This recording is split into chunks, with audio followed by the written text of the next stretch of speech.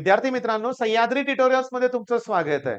आता बायोमॉलिक्युल्स मध्ये तुमचे मार्क जात नाहीयेत. बायोमॉलिक्युल्स मधले तुमचे सगळे पॉइंट्स आता क्लिअर झालेत आणि तुमच्या पण लक्षात आलंय की सीईटी मध्ये अतिशय सोपे प्रश्न येत आहेत.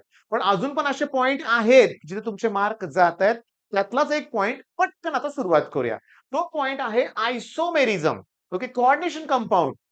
सगळ्यात सोपं आहे. रिवाइज करा. मी आज हे शिकवणार आहे ना, त्याची 1-2 वेळा रिव्हिजन पण करणं गरजेचं आहे. चला पटकन ना तुम्ही दिलेल्या एक्झाम्पल कडेच बघा.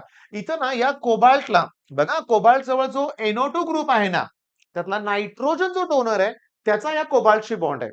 पण इथं जर बघितला तर तो ऑक्सिजनचा बॉन्ड आहे. म्हणजे हे दोघं अँबिडेंटेड लिगँड आहेत. बरोबर आहे. म्हणजे 2 डोनर आहेत, पण ॲक्चुअली एका वेळेस एकच डोनेट करणार. मग असं दिसलं की समजायचं लिंकेज आयसोमर्स. मग लिंकेज आयसोमर्सला मला अँबिडेंटेड लिगँड लागणार. मग ते NO2 ONO येणार, त्याबरोबर SCN NSC हे सुद्धा येणार. काय नाव आहे तर त्यांचे? थायोसायनायटो, आयसोथायोसायनायटो अशी नाव आहेत. बरोबर. आता पहिली गोष्ट म्हणजे सीईटीत प्रश्न कसा आलाय बघा. Which from the following ligands is able to form linkage? Ambidentate ligand मला पाहिजे आणि तो आहे नायट्रो. आन्सर करेक्ट आहे. सेकंदात उत्तर. ओके, नेक्स्ट क्वेश्चन काय बघा, इथं बघा. हा, SCN किंवा NCS लक्षात घ्या. असं जरी असेल, सध्या S चा बॉन्ड आहे फ्लोअर Feशी, आयर्नशी. ओके, पण त्याच्याऐवजी N चा असेल तर ते दोघं लिंकेज आयसोमर्स आहेत. आता इथं सगळ्यात इम्पॉर्टंट पॉइंट काय आहे की मला त्यांचे IUPAC नेम हवे आहेत, की जे आपण आपल्या अगोदरच्या वायवामध्ये कव्हर केलंय. लक्षात घ्या. आता मुद्दा असा आहे की IUPAC name separate viva lecture नंतर मी तयार करेन बरं का याच्यासाठी, पण थोडक्यात सांगतो. पेंटा क्वा येते. ओके, 5 आहेत ना, आणि हे SCN असेल तर थायोसायनायटो म्हणणार आहे आपण, आणि आयर्नचा आपण काढणार आहे ऑक्सिडेशन नंबर, जे रोमन मध्ये लिहायचंय आपल्याला. ते मी नंतर घेईन, पण तुम्हाला लिंकेज आयसोमर कळालं का? जेव्हा तुम्हाला अँबिडेंटेड लिगॅंड दिसेल तर तेव्हा समजायचं लिंकेज आयसोमर्स. ओके, आता नेट बघा. आयोनायझेशन आयसोमर्स क्लिअरली बघा. SO4 आत आहे, ब्रोमीन बाहेर आहे. ब्रोमीन आत आहे, SO4 आत आहे, बाहेर आहे. म्हणजे थोडक्यात इथं जे काय लिगँड्स आहेत ते एक्सचेंज होत आहेत. जो बाहेर आहे तो आत आहे, जो आतला आहे तो बाहेर आहे. असं असेल तर तो आहे आयोनायझेशन आयसोमर्स. याचे IUPAC नेम पुन्हा तेच येणार. काय? पेंटा अमीन. मगाशी पेंटा ॲक्वा होतं बरं का. आता हे पेंटा अमीन. ओके, सल्फेटो, पुन्हा कोबाल्ट आणि त्याचा ऑक्सिडेशन नंबर ब्रोमाइड लिहायचा आहे.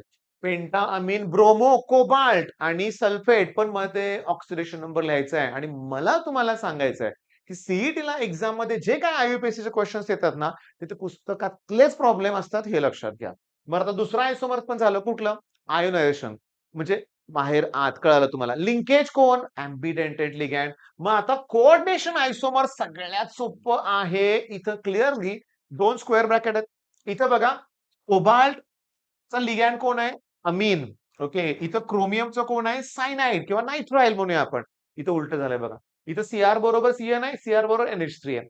इथं कोबाल्ट बरोबर NH3 आहे, तर कोबाल्ट बरोबर Cn आहे. म्हणजे तुमच्या लक्षात आलंय, हे सोपं आहे. बघा, what type of isomerism exhibited by, इथं समजून घ्या. इथं बघा, कोबाल्ट बरोबर NH3 Cn, तेच एक्झाम्पल आहे का? तेच एक्झाम्पल ऍज इट इज परीक्षेत आलंय का? मग हे कुठलं आहे? हे कोणतं आहे? कोऑर्डिनेशन आयसोमेरिझम आहे, हे लक्षात घ्या. सगळ्यात महत्वाचं, लिंकेज मध्ये कोण?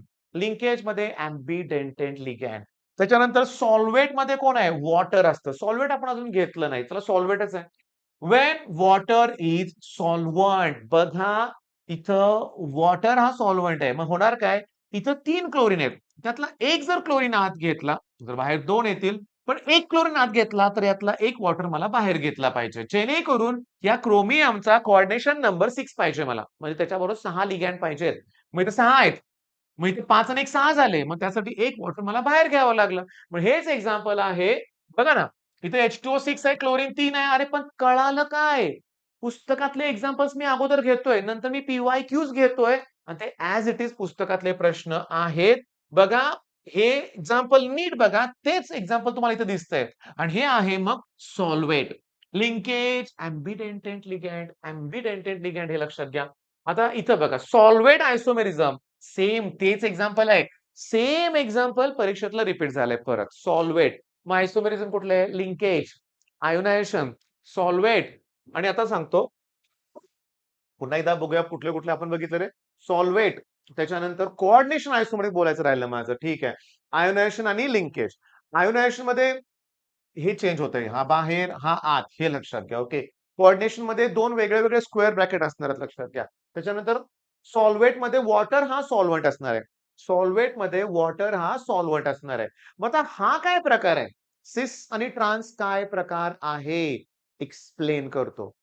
जर एकाच बाजूला सेम असतील तर सिस आयसोमर्स. ओके. आणि जर डायगोनल सेम असतील तर ते ट्रान्स आयसोमर्स, हे लक्षात घ्या.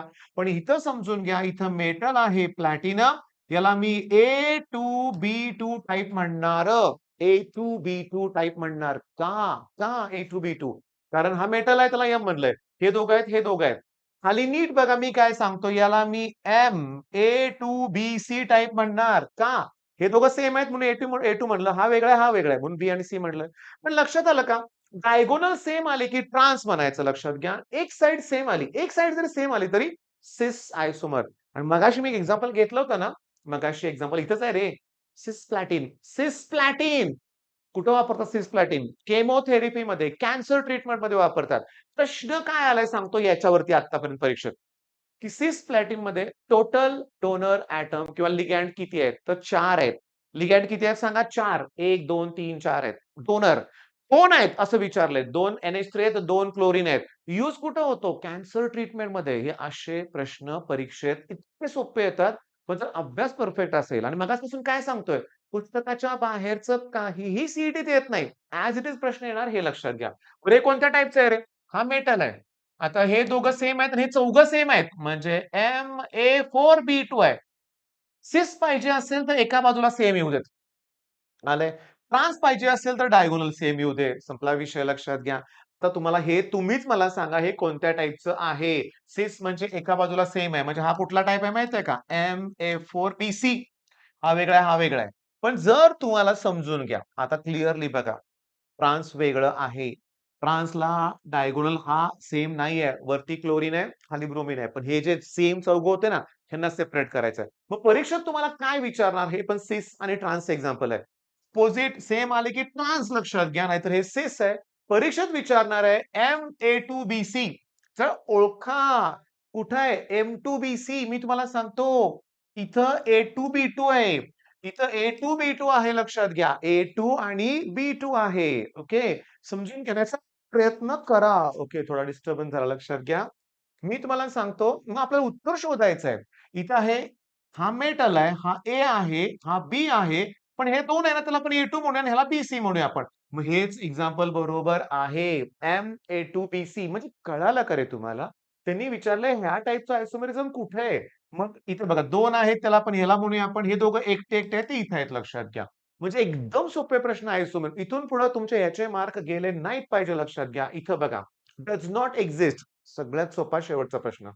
तुम्हाला आयसोमर साठी निदान निदान ए आणि बी तर पाहिजे ना.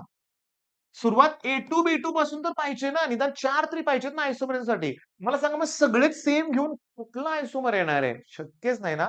त्यामुळे याचं उत्तर आहे सी. मग चला, आता तुमच्या लक्षात आलेलं आहे. मग आता कोऑर्डिनेशन मध्ये सगळे पीवायक्यू एकदा परत सोडवा. तुमच्याकडे अजून एखादं पुस्तक असेल पीवायक्यू साठी, तर त्यातले एक्स्ट्रा प्रश्न सोडवा. धड्याखालचे एमसीक्यूज बघा. पुस्तकातले पॉइंट्स परत वाचा. आयुपीएससी आपल्या कितव्या वयोमध्ये घेतलं ते बघा आणि त्याची एकदा रिव्हिजन करा. All the best.